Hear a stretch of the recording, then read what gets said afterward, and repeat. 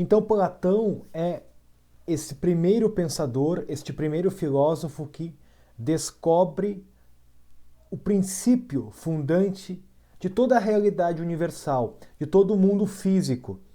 E este princípio não se confunde com a matéria, não se confunde com um princípio físico, material, mas é um princípio metafísico, suprassensível, que é a forma das coisas, aquilo que define cada coisa. A palavra forma quer dizer justamente isto. A forma é o que define uma coisa. Isto é a forma. E depois Aristóteles dirá, nos mostrará que quando nós conhecemos uma realidade física, aquilo que a nossa inteligência busca, quando eu vejo uma maçã, quando eu toco a maçã, quando eu conheço uma maçã, os meus sentidos conhecem apenas os aspectos materiais, físicos, a espécie sensível, material, a cor, o peso, o tamanho, a largura. Mas a minha inteligência vai para além disso e conhece a forma de maçã por meio da abstração, abstraindo, separando tudo o que é físico, contingente, material. A inteligência deixa de lado a cor, o peso, o tamanho, a largura e fica apenas com a forma. Maçã, universal, comum a todas as maçãs. Muito bem.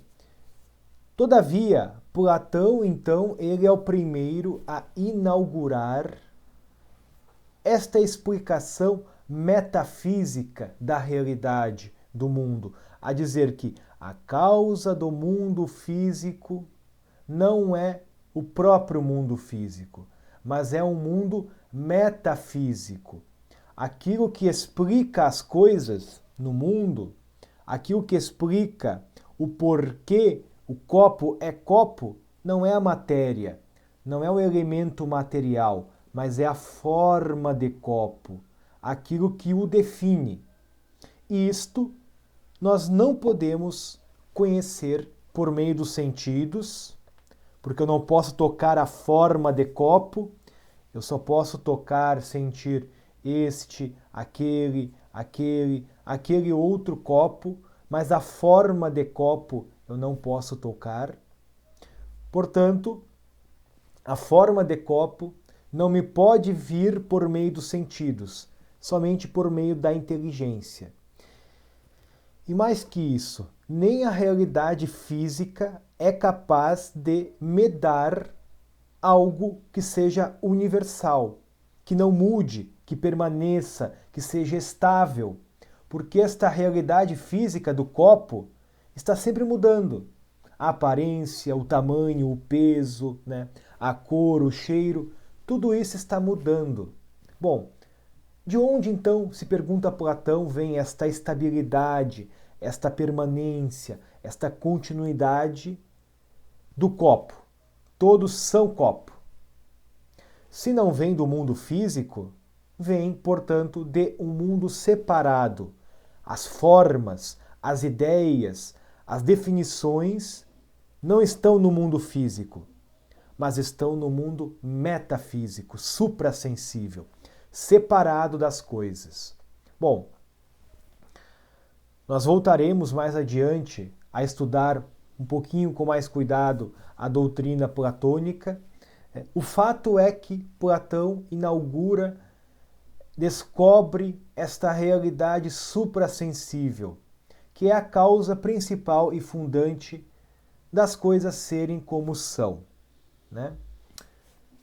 O seu discípulo Aristóteles, portanto, ele irá sistematizar a filosofia e ele continua ainda preocupado em explicar o porquê as coisas são assim. Os gregos, como eu havia dito, eles foram chamados, convocados pela divina providência para pensar bem, para raciocinar bem. E isto não é algo muito fácil. Foi penoso, como nós vimos, né? Está sendo penoso, com muitos erros, com muitas dificuldades, com uma certa obscuridade assim de quais são os princípios primeiros da realidade, e aqui da realidade física, podemos dizer assim, do mundo físico orgânico. Aos poucos eles foram avançando nisso, avançando, até chegarmos em Aristóteles, né? Aristóteles dará o passo certeiro, superior a Platão e decisivo, digamos assim. É com Aristóteles que nós iremos encontrar na sua lógica, na sua física e na sua metafísica a doutrina das quatro causas. Vejam, aqui nós estamos tentando explicar o mundo físico, o mundo à nossa volta, a natureza, nós mesmos. Nós mesmos e, de certo modo, todas as ciências que existem. Todas as ciências que existem. Aristóteles parte então deste princípio. As coisas são. O mundo é. Nós precisamos explicar por que as coisas são como são, né?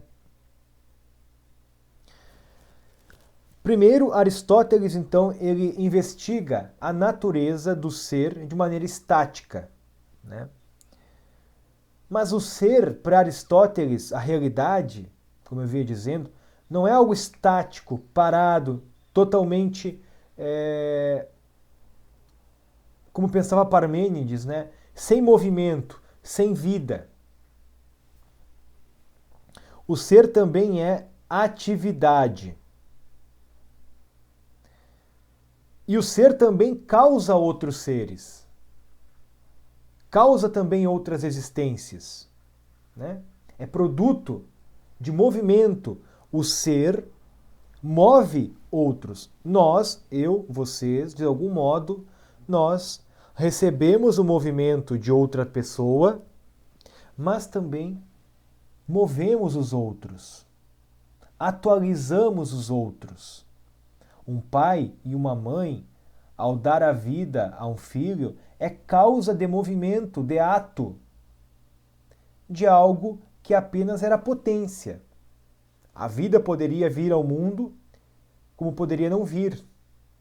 Então o pai e a mãe, eles são causa de um movimento, de uma atualização de uma vida. Então, Aristóteles, ele começa a investigar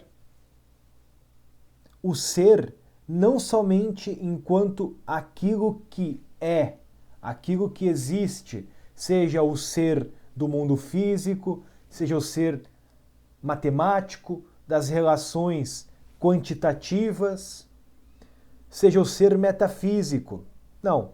Mas também Aristóteles descobre que o ser é causa. O ser é causa e é causado. O mundo à nossa volta, ele é causa de outras coisas e ele é causado. Nós mesmos somos causas de outras coisas e somos causados, somos movidos por outros, né? Então, para sistematizar a sua doutrina e para não só saber o que é o ser, mas também por que é. Não esqueçam este princípio básico da educação. Não basta nós sabermos o que é uma coisa. Precisamos saber por que é. Qual a razão, a causa de algo ser como é, ou ser o que é. Precisamos disso. Esse é o fundamento básico, como veremos, da educação clássica. A inteligência apreende o real, mas precisa saber por que este real é assim como é. Então, vamos entender o que é uma causa. Tá? Este é um conceito importante para a filosofia clássica, para a filosofia perene como um todo. O que é uma causa? Tá? Tendo em vista que a ciência é o conhecimento pelas causas e a filosofia é o conhecimento pelas causas primeiras e mais elevadas da realidade sob a luz da razão natural, o que é uma causa? Tá? O conceito, né, a ideia causa, pode ser entendida, definida de dois modos. Do ponto de vista ontológico, a causa é aquilo que um ser depende segundo o seu ser e segundo o seu fazer-se ou vir a ser. A causa é aquilo do qual um ser depende, há uma dependência para ser ou para vir a ser algo, ou seja, para realizar uma certa perfeição. Esta é a primeira definição de causa, tá? Do ponto de vista ontológico. Do ponto de vista científico, da ciência, a causa será aquilo que explica um ser. A causa é aquilo que explica um ser, que diz o porquê algo é o que é, o porquê algo é assim. Então, por isso que nós dizemos que a ciência é o conhecimento pelas causas, por essa razão. Tá bem? Então, quando a nossa inteligência sabe o que é uma coisa e chega a entender, a saber por que algo é o que é, ela repousa, ela descansa. Ela sabe. Ela tem realmente conhecimento pela causa. Então essas são as duas definições de causa. Tá? As ciências, a educação clássica de modo geral, para ser boa, ela tem o seu objeto de estudo. Por exemplo, a antropologia estuda o homem. Para que o antropólogo ele tenha conhecimento realmente do homem, do que é um homem, não basta que ele conheça apenas o que é o homem, um animal racional. Não basta. É preciso, segundo Aristóteles, mais causas. Existem mais causas que explicam o que é o homem. Né? Do ponto de vista, então, da antropologia, só saber o que é o homem não basta. Vocês, enquanto pais, educadores, professores, estudantes, né? Quando forem explicar algo para alguém, para fazer com que aquela pessoa realmente entenda tudo o que é um livro, por exemplo, não basta que vocês digam que isto é livro. Não basta. Por quê? Este ser livro, ele possui mais causas. Mais causas. Né? Ele não possui somente a causa formal, que o define, que lhe dá o ser, que lhe diz o que ele é. Mas ele possui também o que Aristóteles chama de 4 causas, ou além da causa formal, mais 3 causas. A causa formal é uma das 4 causas. Tá? Segundo Aristóteles, toda a realidade física à nossa volta, ela possuirá 4 causas. Então, do ponto de vista ontológico da existência, todo o mundo físico, para existir, ele dependerá de 4 causas. 4 causas. Do ponto de vista científico, quando nós vamos explicar algo, nós precisamos explicar por meio destas 4 causas. As 4 causas do ser. As 4 causas da existência. Então, quais são essas 4 causas do ser? Esta é uma doutrina clássica aristotélica, né? é um dos fundamentos de toda a ciência medieval, de toda a educação medieval, até mais ou menos o Renascimento. O Renascimento, ele vai, de certo modo, a física, a ciência moderna, de certo modo, irá abandonar, não de todo, mas parcialmente, as 4 causas de Aristóteles. Então vamos ver agora quais são estas 4 causas, certo? A primeira das 4 causas, segundo Aristóteles, é a causa material. Ou seja, tudo que existe à nossa volta, no mundo físico, possui uma causa material, um princípio, um fundamento material, que é intrínseco. Este livro, então, tem uma causa material, que é a sua matéria, o elemento físico mais básico, imanente, interno, deste próprio ser, que é o papel. O papel é a causa material deste ser. Veja, nós estamos explicando as causas de um ser, explicando as causas do livro. Certo? Bom, mas se este... Veja, Aristóteles não está menosprezando a matéria. Vejam, ele não está menosprezando o mundo físico como fazia Platão. Não, ele diz que a matéria é uma causa também. É um princípio que explica este ser. Sem a matéria, não haveria livro.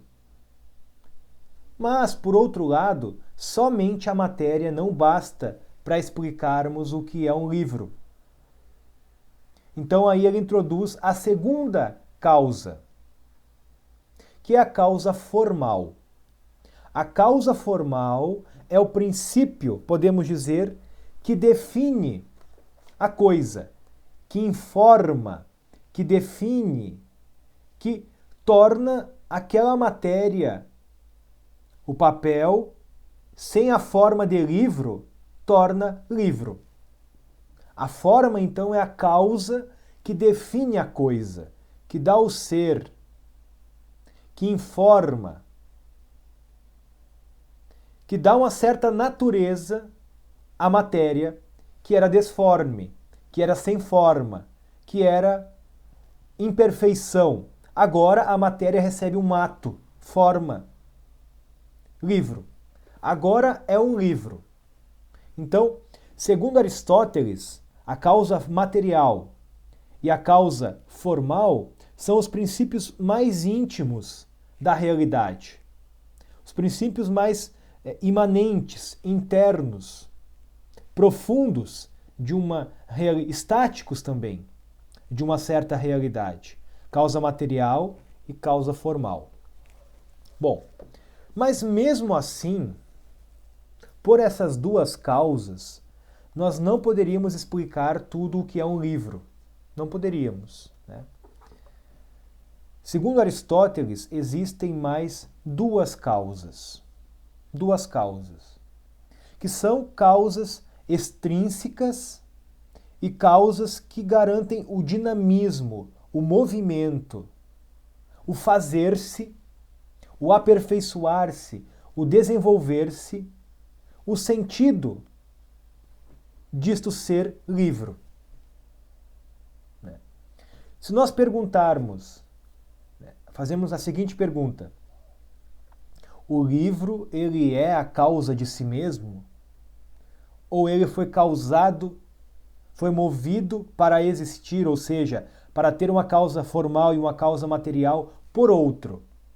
Foi outro ser humano que pôs aqui a causa formal e a causa material, ou foi ele mesmo? Segundo Aristóteles, o livro, enquanto livro, com uma causa formal e uma causa material, para que ele se torne isso, ele precisa ser movido por outro. No caso aqui nós teremos o escritor que escreveu, ou a editora. São princípios extrínsecos, fora da natureza do livro que o movem, que o fazem ser livro, que fazem chegar a este ato de ser livro. Esta é a terceira causa do ser, da existência, então, que é a causa eficiente. A causa eficiente é o princípio externo do movimento. Isto é a causa eficiente. Todavia, vai nos dizer Aristóteles que, dentre essas três causas, a causa material, a causa formal, a causa eficiente, que move a coisa, existe uma quarta causa que é a mais importante. Veja, que é a mais importante. Sem ela, as outras três causas não fariam sentido. Não teriam razão de ser. Sem esta causa, a quarta causa, o livro não teria razão de existir, razão de ser, que é o que Aristóteles chama de causa final.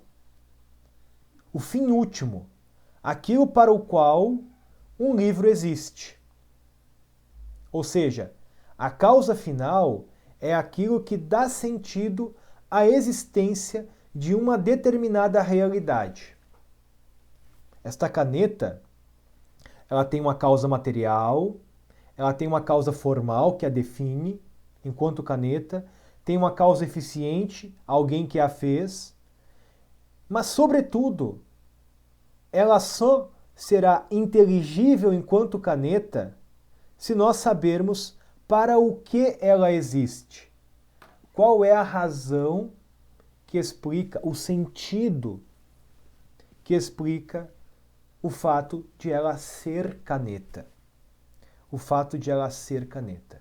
Então, a causa final é aquilo para o qual uma coisa é feita. A causa final de livro é aquilo para o qual o livro foi feito. Aquilo para o qual o livro existe. E por que esta é a causa mais importante? Por quê? Imaginemos alguém que vai fazer uma casa, construir uma casa, tá? Essa pessoa, que é a causa eficiente da casa, quem vai fazer a casa, mover a casa a existir, ela sabe o que é uma casa, tem a forma na cabeça, né? O que é uma casa, a definição de casa. Ela escolhe os materiais para fazer essa casa, os tijolos, o cimento, prefere fazer de barro e não de areia. Ela escolhe a matéria, né, para fazer a casa, para dar, para receber a forma de casa, essa matéria. Tá?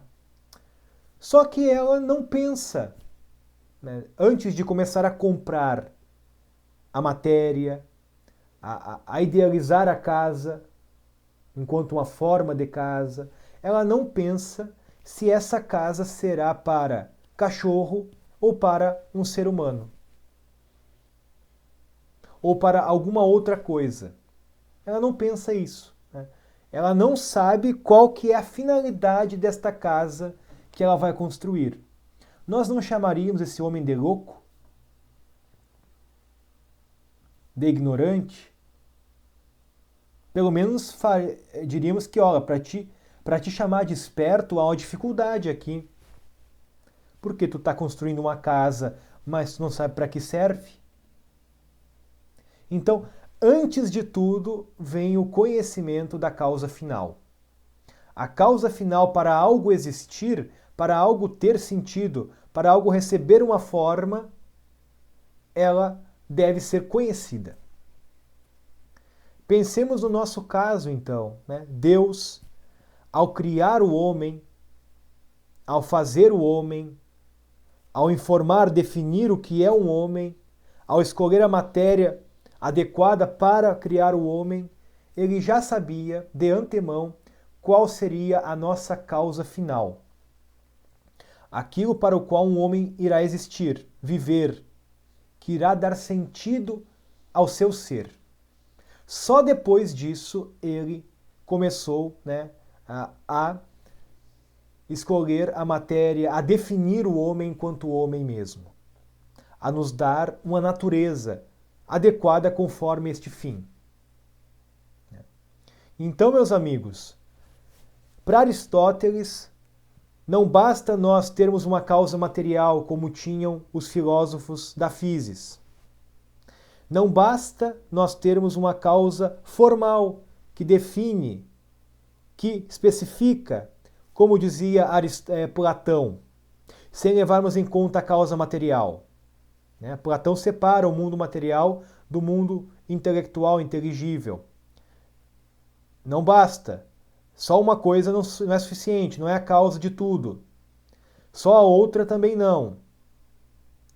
Também não basta nós não sabermos que existe uma causa eficiente, que move as coisas, que dá o ser às coisas. E geralmente quando as pessoas elas trazem a ideia de causa, elas se remetem a essa causa eficiente, né? Alguém fez algo. Quem fez isso? Essa é a causa de tal coisa. Não é verdade? Mas vejam como que a causa é um princípio muito mais profundo. Não é só o fazer, mas é o ser de algo, por exemplo, a forma. Isso tem uma causa da existência mesmo. Sem isso, nós não podemos explicar o ser de algo. O que essa coisa é? É o princípio interno que causa, que faz com que ela seja o que ela é. É uma causa mesmo. A matéria de homem também, né? Nós não poderíamos ter a matéria de cavalo ou de mesa. Não, não poderíamos. Porque a forma, a causa formal do homem precisa que o homem tenha uma matéria de homem que possa sentir, que possa sofrer paixões, mutações. A matéria de mesa não é possível. A mesa não sente nada. A mesa não sente as coisas. A mesa não apetece sensivelmente. Então teria que ser uma matéria específica, própria. Mas somente isso não explica o que é o homem. E, sobretudo, a causa final, né? Para Aristóteles, esta sim é o princípio mais importante, é a causa mais profunda do porquê algo existe, do porquê algo tem ser, do porquê algo tem aquela forma, aquela matéria e também aquele princípio do movimento, aquela causa eficiente, né? Então a causa final é o que vai realmente ser a cereja do bolo. Quando um cientista, quando um pai de família, um professor consegue, né, mostrar, ensinar, educar a criança para entender isso. Olha, meu filho, as coisas são como são porque elas possuem uma finalidade. E tu só vai entender bem o que é uma coisa quando tu descobrir, inteligir, compreender o porquê algo existe. Né? Pensando na educação clássica, eu meditei e pensei quais poderiam ser as 4 causas da educação. Quais seriam as 4 causas de uma boa pedagogia, né? A causa material me parece que, sem sombra de dúvidas, é o estudante, a criança, né? Ele é a causa material no qual nós iremos, o pedagogo, o professor, irá, pouco a pouco, definindo algo, pondo ali uma causa formal, uma forma em vista de um fim, em vista de uma finalidade. Então, a causa material da educação, sem sombra de dúvidas, a matéria inerente da educação é o estudante, é o aluno, é a criança. São vocês, meus alunos, que estão aqui me ouvindo e me assistindo agora. Vocês são a causa material da educação, né? qual que é a causa formal? Ou melhor, qual que é a causa eficiente antes da formal, tá? A causa eficiente, quem move a educação, é o professor, né? E para falar isso eu me apoio em Santo Agostinho. Afirmar que o professor é a causa eficiente está de acordo com o que diz Santo Agostinho em sua obra sobre a instrução dos ignorantes. Pois todo o trabalho do professor deve ser para tornar seu discurso interessante e acessível aos alunos, né? Que chegue até os alunos, que os alunos sejam movidos, formados, definidos por aquele objeto, por aquele ser que está sendo ensinado pelo professor. E mais do que isso, o professor ele deve também buscar conhecer sempre que possível a intimidade do coração dos seus alunos. Quais são os anseios, os desejos, né? Os princípios, as inclinações, as fadigas, as deficiências, né? Os problemas dos seus alunos, dos seus discípulos. Então o professor ele é a causa eficiente, o que move a educação. A causa material é o estudante, a causa eficiente é o professor e a causa formal, qual que é?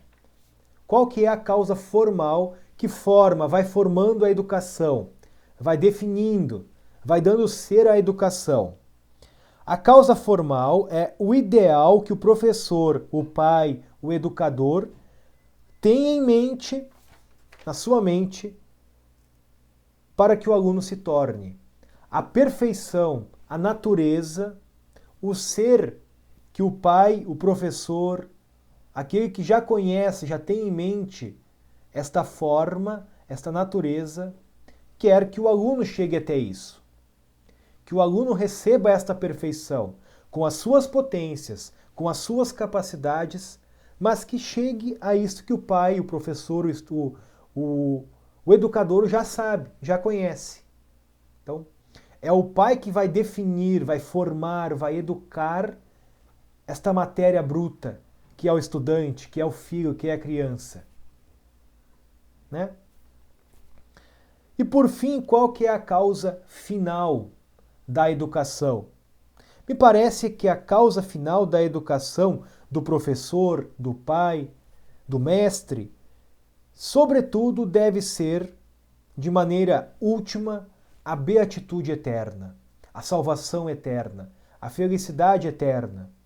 Porque este é o fim último da existência humana. O fim último da existência humana. Do ponto de vista natural, o fim da educação deve ser, sem sombra de dúvidas, a virtude.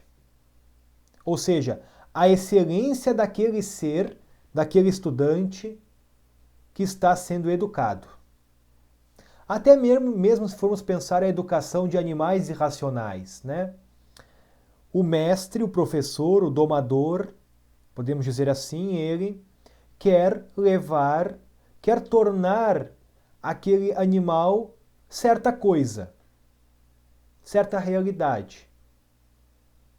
O fim disso deve ser certa virtude, certa excelência própria do animal ao qual ele está educando, o qual ele está formando, aperfeiçoando. Então aqui, no que toca ao ser humano, à educação humana, de modo geral, a causa final da educação é a beatitude eterna, a visão da essência divina. Para isso que os homens devem ser educados, desde pequeninos até os universitários. Do ponto de vista de cada ciência específica, né, o educador deve levar em conta, apresentar para o estudante, ter a finalidade de mostrar para ele o conhecimento próprio daquela disciplina, daquele estudo, ou mais, daquela realidade que ele está apresentando, Entender bem o que é um livro. Quais são as causas do livro, para que o livro existe. Quem fez os livros, quem faz os livros. Para tornar o estudante bom, virtuoso, excelente naquilo que ele é enquanto homem. Me parece essa ser a causa final de toda a educação, sempre olhando para a realidade. Não se esqueçam, caros estudantes, que estas são as 4 causas do ser, da realidade. Não são as 4 causas do meu pensamento, da minha inteligência, da minha razão. Não. Para Aristóteles, essas 4 causas, elas estão inerentes ao ser, a uma determinada realidade que eu estou analisando, contemplando, investigando, buscando conhecê-las nas suas razões primeiras que as explicam. Então, aqui continua o olhar atento do estudante, do filósofo, do intelectual para a realidade, para o mundo como ele é, para as coisas como elas são. Não nos esqueçamos, então, que dentre essas 4 causas, a mais importante é a causa final, que é justamente aquilo que dá sentido a um ser. É a causa das causas, dirá Santo Tomás, porque é o que realmente faz com que uma determinada realidade ganhe sentido, para que ela seja algo, para que ela tenha determinada matéria e também determinado agente ou causa eficiente. Não nos esqueçamos que nós também, enquanto seres humanos, possuímos essas 4 causas. E o sentido da nossa existência vai se dar justamente em nós sabermos o que nós somos enquanto homens, mas principalmente em sabermos qual que é a causa final da nossa existência. Aí estará a chave realmente para que nós tenhamos uma vida boa, uma vida conforme aquilo que Deus pensou para nós. Que a boa filosofia clássica e perene possa cada vez mais iluminando a vida de cada um de vocês, tá bem? Então, na próxima aula nós iremos estudar as distinções que existem entre as diversas ciências e a filosofia. Um forte abraço, fiquem todos com Deus.